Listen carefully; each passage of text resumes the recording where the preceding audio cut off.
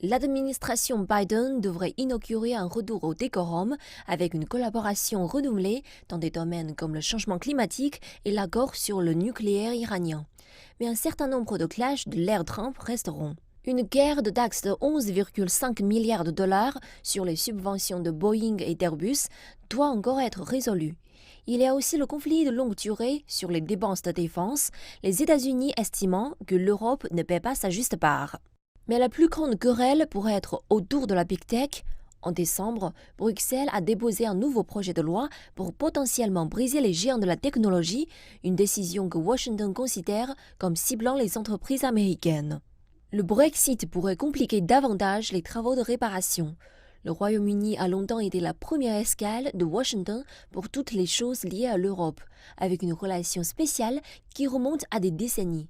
Avec Londres maintenant en dehors du cercle intérieur et concurrent de l'Union européenne, les États-Unis devront renforcer de nouvelles relations.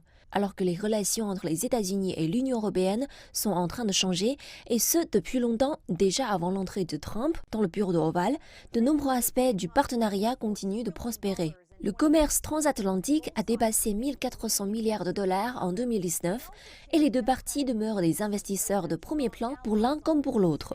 Ils partagent également des convictions démocratiques qui en font de solides alliés sur la scène mondiale. Il est peu probable que cela change de sitôt, les laissant pour le meilleur ou pour le pire, des partenaires profondément liés dans le monde.